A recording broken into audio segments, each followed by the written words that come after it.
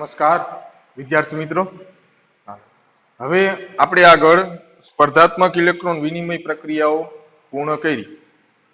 હવે જરૂરી મેં કીધું એ સૌથી વધારે જો અગત્યતા હોય તો ઓક્સિડેશન આંક એ ગણતા આવડતું હોવું જોઈએ. તો એના માટે થોડા નિયમો જોઈએ. ઓક્સિડેશન આંકની ગણતરી માટેના નિયમો.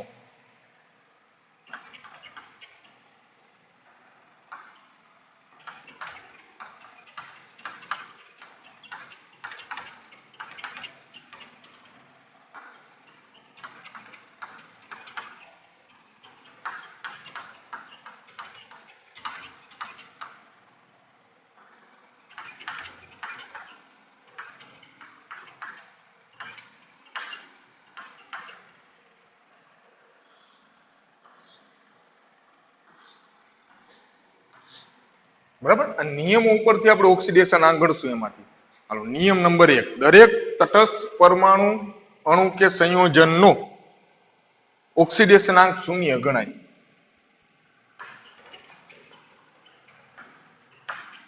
દરેક તટસ્થ પરમાણુ અણુ કે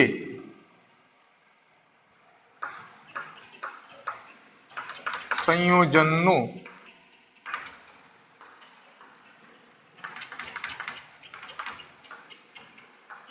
ઓક્સિડેશન આંક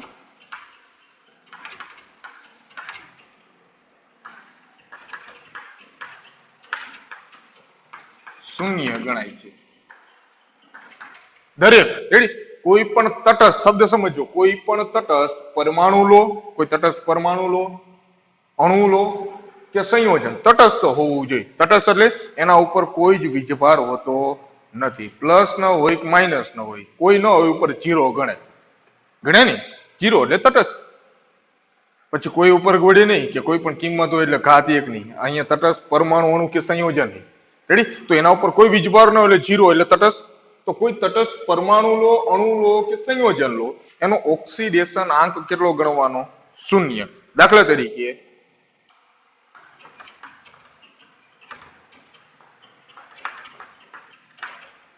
સોડિયમ,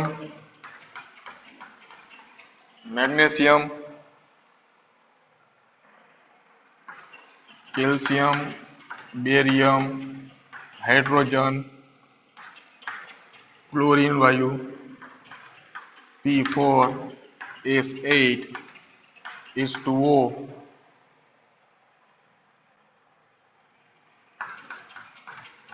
NaCl, BaO,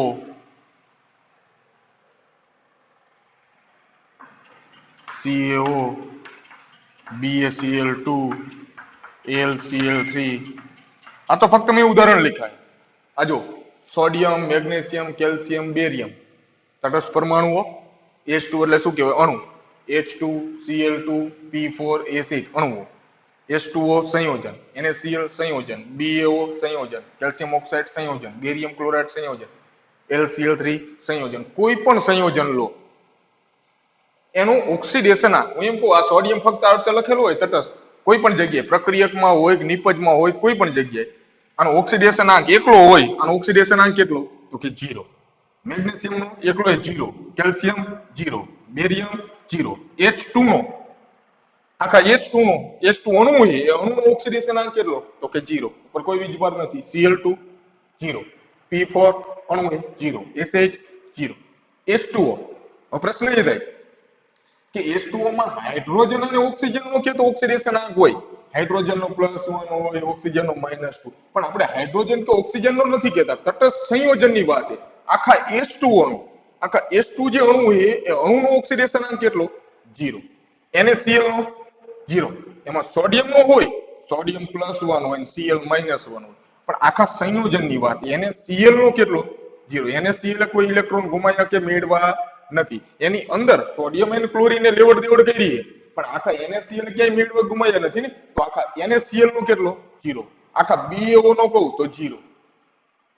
એ જ રીતે ઉદાહરણ, તો દરેક તટસ્થ પરમાણુ હોય, અણુ હોય કે સંયોજન હોય, એનો ઓક્સિડેશન આંક કેટલો ગણાય? 0. ખબર પડી નિયમમાં? તો કોઈ પણ તટસ્થ પરમાણુ અણુ કે સંયોજન હોય તો એનો ઓક્સિડેશન આંક તમારે શૂન્ય ગણવાનો એમાંથી. આ નિયમ નંબર 1. નિયમ નંબર 2,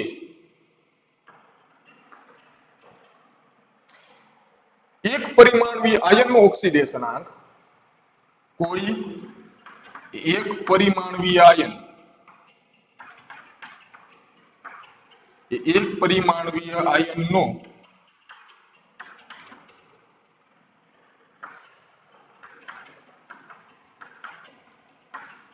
ઓક્સિડેશન આંક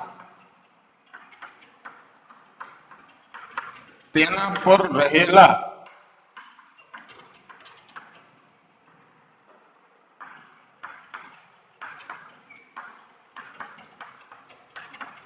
વીજભાર જેટલો હોય છે. કોઈ એક પરિમાણવીય આયન લો, એક પરિમાણવીય આયન, દ્વિપરિમાણીય કોઈ એ નથી કહેતો, એક જ પરિમાણવીય, એક પરિમાણવીય આયન હોય, સાદો આયન, એક પરિમાણવીય, એ આયનનો ઓક્સિડેશન આંક તેના ઉપર જે વીજભાર હોય, વીજભાર જેટલો હોય. દાખલા તરીકે એને પ્લસ,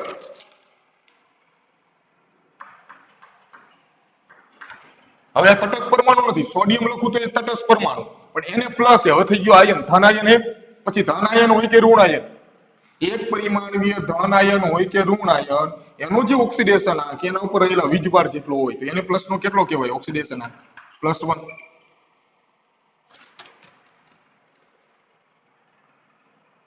દાખલા તરીકે મેગ્નેશિયમ 2+ તો +2 ઉપર એમાંથી, કેલ્શિયમ 2+ તો +2, ઓક્સિજન 2- તો -2. રેડી? ઓક્સિજન ઉપર -2 હોય, આયન આ ઋણ આયન, તો એનો ઓક્સિડેશન આંક એના ઉપર રહેલા વીજભાર જેટલો જ હોય. એલ્યુમિનિયમ +3 તો એનો ઓક્સિડેશન આંક +3.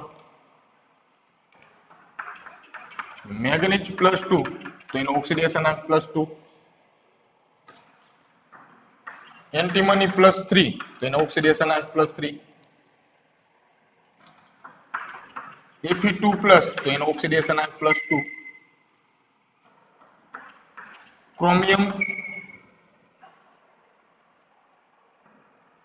+6 તો એનો ઓક્સિડેશન આંક +6.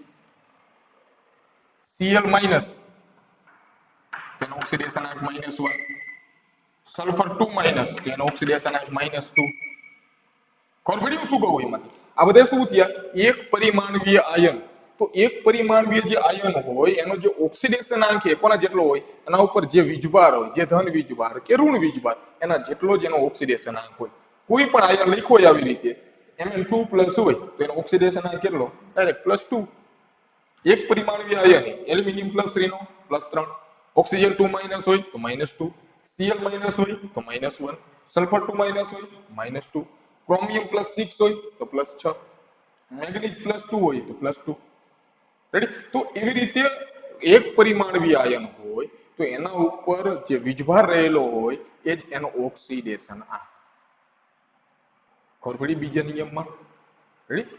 પછી નિયમોમાં અત્યારે બધું તમને ઓક્સિડેશન આંક નહીં આવડી, પેલા નિયમો આપણે જાણતા હશું, પછી ઘણા બધા ઉદાહરણ જોવાના એમાંથી, જેથી ઓક્સિડેશન આંક આપણે કમ્પ્લીટ એમાંથી કરી નાખવાનો હોય. બરાબર? હાલો હવે નિયમ નંબર 3. નિયમ નંબર 3, કેટલાક ઋણ આયનો અને ધન આયનોનું ઓક્સિડેશન આંક, કેટલાક ઋણ આયનો અને ધન આયનોનો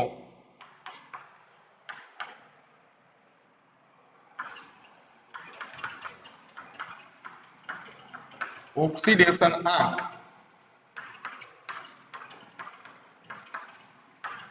તેના પર રહેલા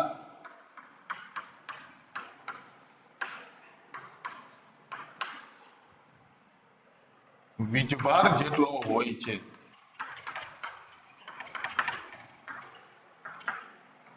આ વાત કરીએ આપણે એક પરિમાણવીય આયનોની. હવે આ વાત છે બહુપરિમાણવીય આયનો હોય. બહુપરિમાણવીય આયનો એટલે આયનીય સંયોજન હોય, કોઈ આયનીય સંયોજન હોય એટલે કે કોઈ ધન આયન કે ઋણ આયન ધરાવતો એનો ઓક્સિડેશન આંક તો કે એના વીજભાર જેટલો એમાંથી. દાખલા તરીકે OH માઇનસ તો એનો ઓક્સિડેશન આંક -1. એમાં ઓક્સિજન કે હાઇડ્રોજન નું નથી કહેતો, આખા OH નો. આ OH જો તટસ્થ હોતા માઇનસ ન હોત, એમ કહેતા OH નો ઓક્સિડેશન આંક કેટલો, તો તમે કહે 0, કારણ કે તટસ્થ સંયોજન છે. પણ OH માઇનસ છે, આયનીય છે, ઋણ આયન છે, તો એનો ઓક્સિડેશન આંક OH નો ઓક્સિડેશન આંક કેટલો થયો? -1. એવી જ રીતે NH4+ તો આનો ઓક્સિડેશન આંક કેટલો થાય? +1. થાય ને? CH3 COO- તો આનો ઓક્સિડેશન આંક કેટલો થાય? -1. CN- તો આનો ઓક્સિડેશન આંક -1. NO3- તો આનો ઓક્સિડેશન આંક -1.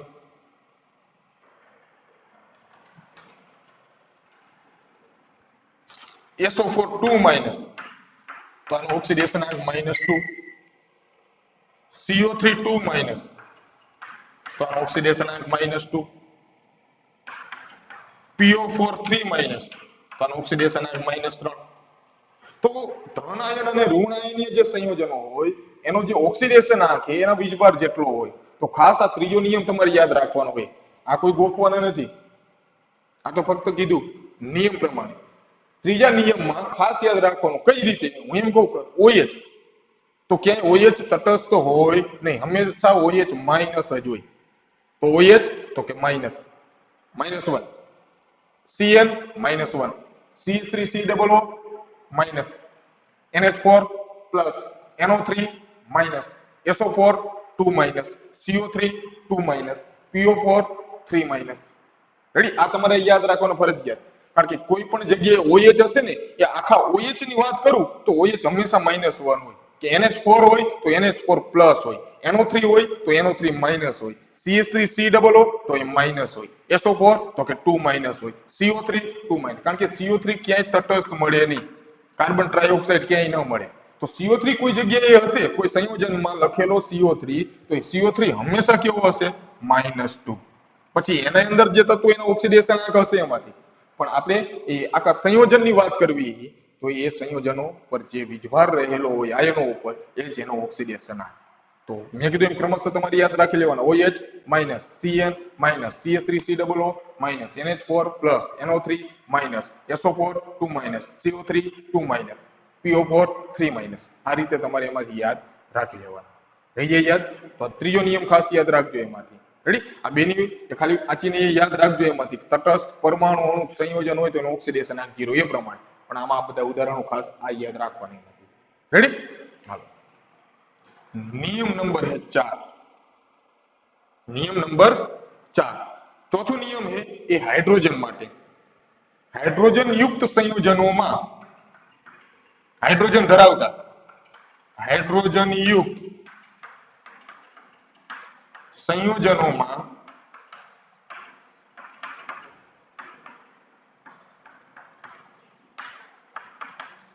હાઇડ્રોજનનો ઓક્સિડેશન આંક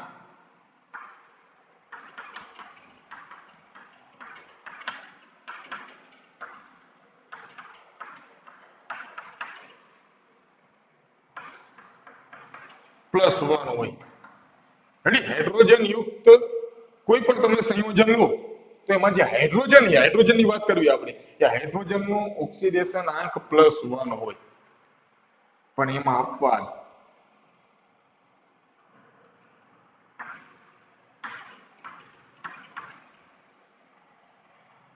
રેડી? એની અંદર હે અપવાદ હાઇડ્રોજનમાં. અપવાદ શું છે? તો કે ધાતુના હાઇડ્રાઇડ સંયોજનોમાં, ધાતુના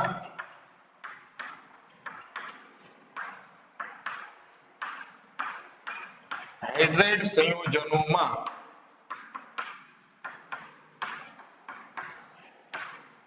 હાઇડ્રોજનનો ઓક્સિડેશન આંક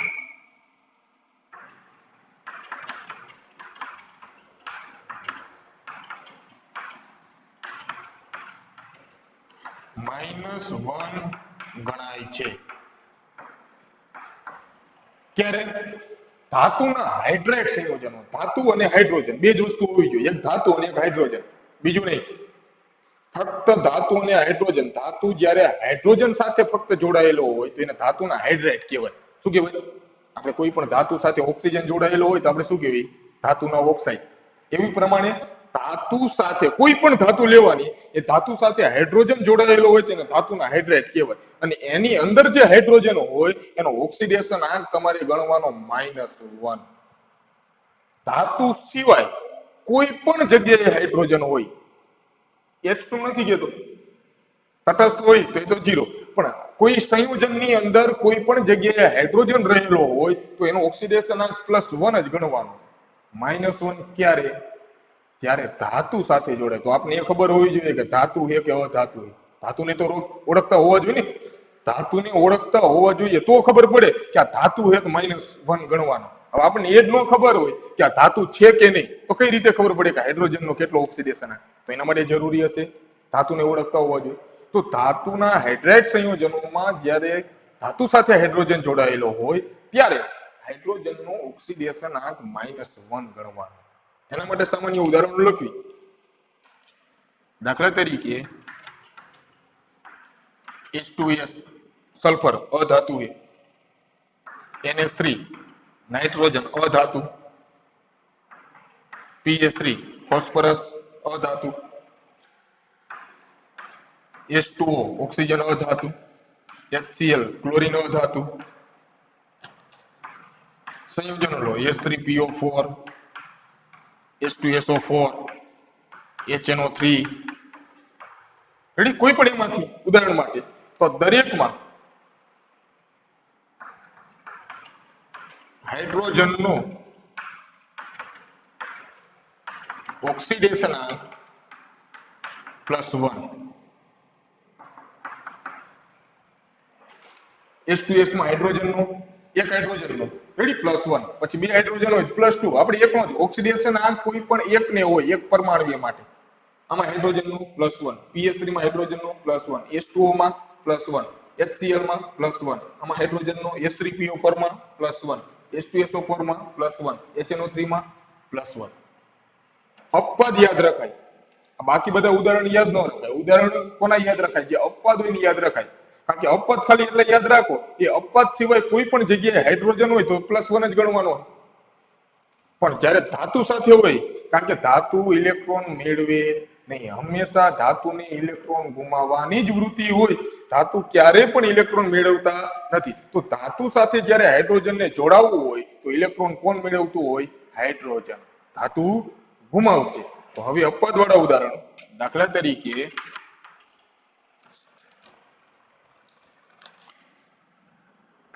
lithium hydride, beryllium hydride,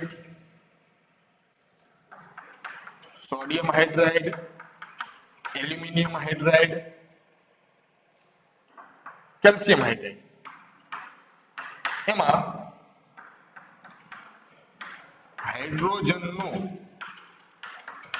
oxidation આંક કેટલો ગણાય? -1. કારણ કે ધાતુ સાથે જો લિથિયમ ધાતુ, બેરિલિયમ ધાતુ, સોડિયમ ધાતુ, એલ્યુમિનિયમ ધાતુ અને કેલ્શિયમ ધાતુ.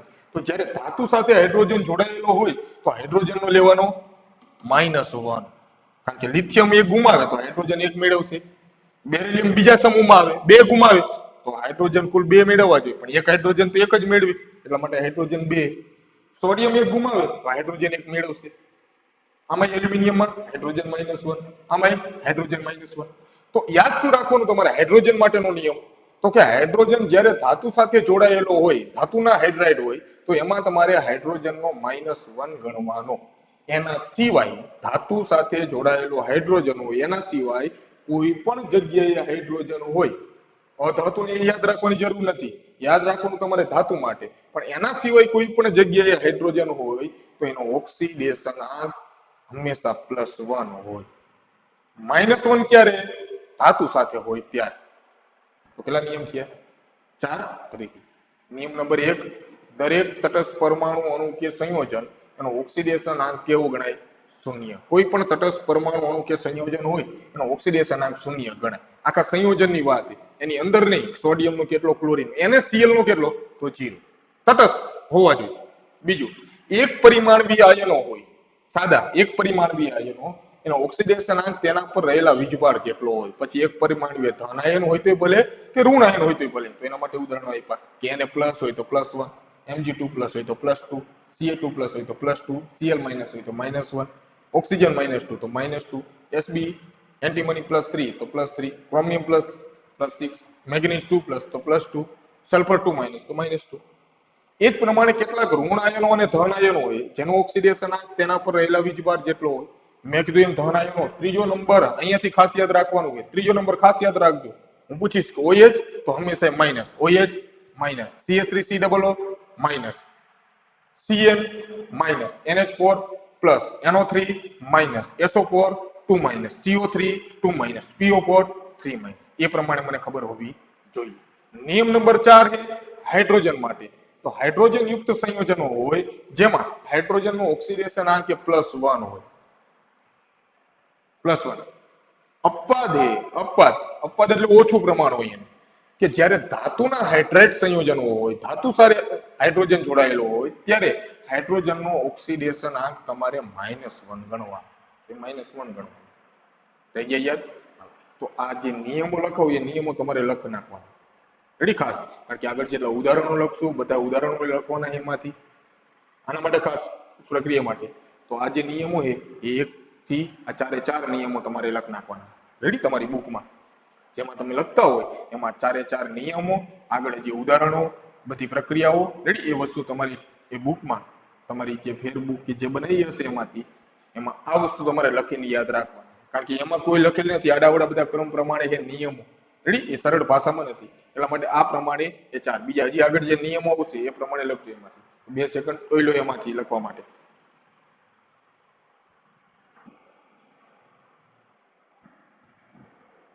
રેડી? તો આ 4 નિયમો કમ્પ્લીટ કરી નાખજો. આગળના જે નિયમો હોય આપણે પછી એમાંથી લેવું. થઈ જાય કમ્પ્લીટ? હાલો, તો આગળના નિયમો એમાંથી પછી લેશું, પણ આ 4 નિયમ કમ્પ્લીટ કરી નાખજો. એમાંથી નિયમ પૂરા થઈ જાય પછી આગળ બધી સમજૂતી મળશે. એમાંથી થિયરી તરીકે પ્રશ્ન નથી લખવાનો, એવું થિયરીમાં નથી પૂછવાના આપણે કે ઓક્સિડેશન આંકની ગણતરી માટેના નિયમો લખો. આ નિયમો કોના માટે? ઓક્સિડેશન આંક ગણવા માટે. એ આંક આપણે શીખવો હોય એના માટે આ નિયમોની જરૂર છે. રેડી? એટલે કોઈ થિયરી માટેનો પ્રશ્ન નથી થવાનો કે નિયમો લખો એમાંથી. પણ નિયમો આવડતા હશે તો ઓક્સિડેશન આંક આવડશે, અને ઓક્સિડેશન આંક આવડશે તો રેડોક્સ પ્રક્રિયામાં ખબર પડશે. રાઈટ? તો આટલું એ કમ્પ્લીટ કરી નાખજો. 5મા નિયમથી હું આગળ લઈશ. બરાબર? ઓકે.